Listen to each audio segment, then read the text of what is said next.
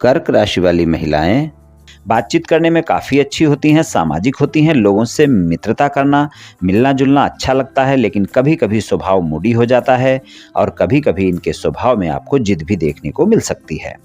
इनको आसानी से गुस्सा नहीं आता, लेकिन जब आता है तो छोटी-छोटी बातों पर क्रोध कर लेती हैं और नाराज हो जाती हैं। परिवार चलाना इनको अच्छे से आता है, अच्छी माता साबित हो सकती हैं और अपने परिवार के लिए सभी सुख सुविधाएं देने का प्रयास करती हैं। रिश्तों को सच्चाई के साथ निभाना जानती हैं। इनको अगर आप पर विश्वास हो गया तो फिर सदा के लिए होता है। ये रिश्ते निभाने में विश्वास रखती हैं, इसलिए अगर आप रिलेशनशिप में सच्चे और ईमानदार हैं तो ये आपको छोड़कर नहीं जाएंगी। इनके लिए जितनी अपनी भावनाएं महत्वपूर्ण होती हैं, उससे ज़्यादा महत्व ये अपने साथी की भावनाओं को देने वाली होती हैं। इनके लिए इनके मित्र और परिवार से ज़्यादा कुछ भी महत्वपूर्ण नहीं है।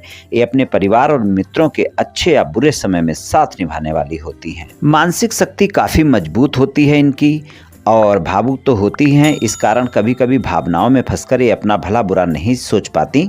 घूमने फिरने की शौकीन होती हैं, सामाजिक कार्यों में सहायता करने वाली होती हैं। ये लोग अपनी माँ के प्रति ज़्यादा लगाव रखती हैं, अपनी माँ की बातों को मानने वाली और माँ से इनका ज़्यादा लगाव होता है। आत्मविश्वास काफ़ी ज़्यादा होता है, न्यायप्रिय होती हैं, मेहनती और बुद्धिमान होती हैं, भौतिक सुखों को भी पसंद करने वाली होती हैं। इनकी स्मरण शक्ति यानी याददाश्त बहुत अच्छी होती है और अगर ये कोई नौकरी कर रही हैं तो अपने कार्य क्षेत्र में काफ़ी जिम्मेदारी से कार्य करती हैं, इसलिए कार्य क्षेत्र में इनकी एक अलग ही पहचान होती है। इनके शादीशुदा जीवन में अपने जीवन साथी और अपने बच्चों की बहुत परवाह करने वाली होती हैं। वैवाहिक जीवन सामान्य होता है, लेकिन रिश्ते निभाना और परिवार के लोगों को समझना इनको अच्छे से आता है। जिम्मेदारियों को निभाना जानती हैं। चलिए वर्ष 2025 के राशिफल की चर्चा कर लेते हैं। राशिफल में हम शिक्षा की बात करेंगे, धन और आय की बात करेंगे, व्यापार कारोबार नौकरी की बात करेंगे, प्रेम संबंध, वैवाहिक संबंध, पारिवारिक जीवन और स्वास्थ्य की बात करेंगे और अंत में उपाय की चर्चा भी करेंगे। इसलिए वीडियो को पूरा अंत तक देखें व सुनें, तभी आप राशिफल की पूरी जानकारी प्राप्त कर पाएंगे।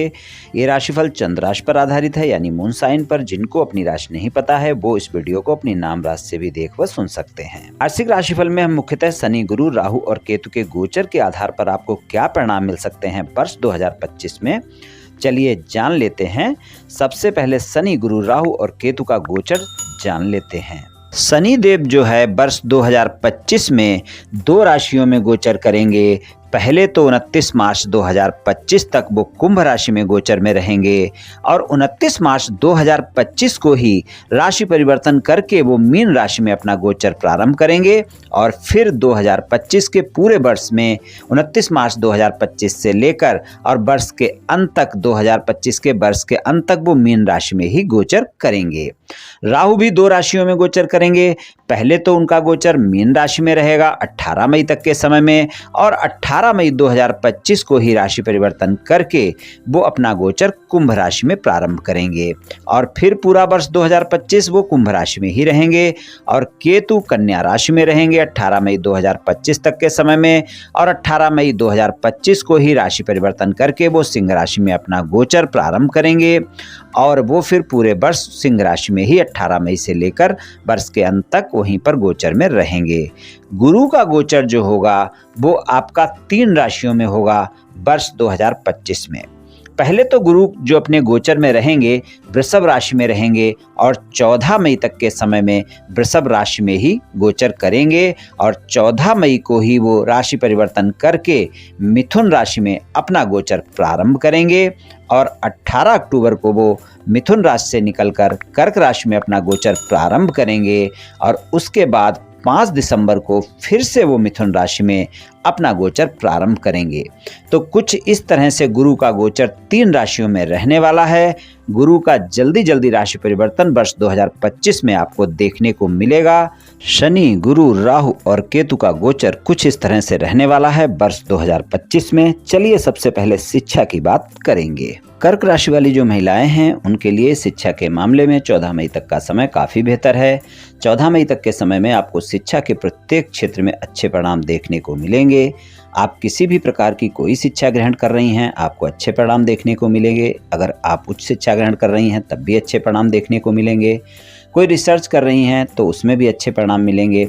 अगर विदेश में जाकर पढ़ाई करना चाहती हैं, दाखिला मिल सकता है वर्ष 2025 में। अगर आप किसी कंपटीशन एग्जाम की तैयारी कर रही हैं, किसी कंपटीशन एग्जाम में बैठना चाहती हैं, कोई गवर्नमेंट नौकरी की तैयारी कर रही हैं और उसका आपका एग्जाम है, तो वर्ष 2025 में 14 मई के बाद का समय ज़्यादा अच्छा है। आप मेहनत कर लें, आपको सफलता मिल सकती है। व्यापार, कारोबार और नौकरी अगर आप करती हैं तो वहाँ पर आपके लिए मिला जुला सा वर्ष रहेगा 2025। अगर आपका ऐसा कोई व्यापार, कारोबार या नौकरी है जो विदेश से जुड़ा हुआ है, या आप विदेशी कंपनी में नौकरी कर रही हैं, या फिर विदेश से जुड़कर कोई व्यापार, कारोबार चला रही हैं, मेडिकल के क्षेत्र से जुड़ा किसी भी प्रकार का कोई व्यापार, कारोबार या नौकरी है, पूरे वर्ष आपको लाभ देखने को मिलेगा। शिक्षा के क्षेत्र से जुड़कर आप कोई व्यापार, कारोबार कर रही हैं या नौकरी कर रही हैं, आप अध्यापक हैं, किसी भी तरह से आप शिक्षा के क्षेत्र से जुड़ी हुई हैं, तो वहाँ पर भी अच्छा लाभ देखने को मिलेगा। और किसी दूसरे सेक्टर में आप नौकरी कर रही हैं तो वहाँ पर आपको 14 मई के बाद का समय किसी भी तरह का विस्तार व्यापार, कारोबार में सोच समझ कर करें, नहीं तो हानि उठानी पड़ सकती है। व्यापार, कारोबार और नौकरी में और धन और आय के मामले में वर्ष 2025 अप एंड डाउन दिखाएगा। अपनी बुद्धिमानी से समस्याओं का हल आप कर पाएंगी। और शिक्षा के मामले में और संपत्ति के मामले में वर्ष 2025 में आप खर्च कर सकती हैं। अपनी बुद्धिमानी से चीज़ें अच्छी करेंगी और आप देखेंगी कुछ मिला जुला सा समय रहने वाला है। धन और आय के मामले में हालांकि वर्ष की शुरुआत में आपको अच्छे परिणाम देखने को मिलेंगे। आपके आय भाव में गुरुदेव का गोचर रहेगा। आय भाव में वृषभ राशि है। 14 मई तक के समय में गुरुदेव यहीं पर रहेंगे। आपकी आय, जो भी आप व्यापार, कारोबार या नौकरी कर रही हैं अगर, तो वहां से आपको नियमित तौर पर आय होती रहेगी और सफलता प्राप्त करेंगी। भाग्य का साथ भी मिलेगा। 14 मई के बाद का समय खर्चों पर नियंत्रण रखना बहुत आवश्यक होगा। प्रेम संबंध के मामले में भी 14 मई तक का समय बेहतर समय है। गुरुदेव की दृष्टि पंचम भाव पर बनी रहेगी। एकादश भाव से प्रेम संबंध के लिए अच्छा समय है। भाग्य का साथ भी इस समय पर मिलता रहेगा। आपके साथी के साथ आपके संबंध में एक नए प्रकार की मजबूती देखने को मिलेगी। अगर प्रेम संबंध आपके पहले से हैं तो आप अपने प्रेम संबंध को विवाह संबंध में बदलने का फैसला भी ले सकती हैं। 14 मई के बाद का समय वाणी पर संयम रखना आवश्यक होगा। इस समय आपको मिले जुले परिणाम दिखाएगा। प्रेम संबंध के मामले में कभी आपको आपके साथी के साथ बहुत प्रेम दिखेगा तो कभी बहस और वाद विवाद की स्थिति भी देखने को मिल सकती है। शादीशुदा जीवन में वर्ष की शुरुआत में 29 मार्च तक का जो समय है, वहां पर आपको अपने साथी के साथ किसी भी तरह के वाद विवाद से बचना है। सप्तम भाव में मकर राशि है, स्वामी शनि है और शनि देव जो है अष्टम भाव में कुंभ राशि में 29 मार्च 2025 तक रहेंगे। कुंभ राशि के अष्टम भाव के भी स्वामी हैं वो, तो यहाँ पर आपको थोड़ा सा ध्यान रखकर चलने की आवश्यकता है। 30 मार्च से 15 मई तक का समय अच्छा है। उसके बाद का समय मिला जुला सा रहेगा। इस वर्ष साथी के साथ थोड़ा तालमेल बनाकर आपको पूरे वर्ष रखना होगा। और अगर कोई आपके साथी के साथ ज़्यादा वाद विवाद आपके रिश्ते में है और आप उस वाद विवाद को सुलझाना चाहती हैं तो इस वर्ष 2 समय अच्छे हैं, 30 मार्च से 15 मई का और 19 अक्टूबर से 4 दिसंबर का। ये समय ऐसे हैं जब आपके वाद विवाद समाप्त किए जा सकते हैं। आपके साथी के साथ आपका समझौता हो सकता है। अगर आप अविवाहित हैं, जीवन साथी की तलाश में हैं, तो इस वर्ष ये तलाश आपकी पूरी हो सकती है। पारिवारिक जीवन में भी मिला जुला समय देखने को मिलेगा। साल की शुरुआत में वाणी पर संयम रखना आवश्यक होगा। खासकर 29 मार्च तक के समय में किसी भी तरह के वाद विवाद से बचकर रहें। अपने परिवार के सदस्यों के साथ तालमेल बनाकर रखें। 14 मई के बाद का समय पारिवारिक जीवन में अच्छे परिणाम देगा।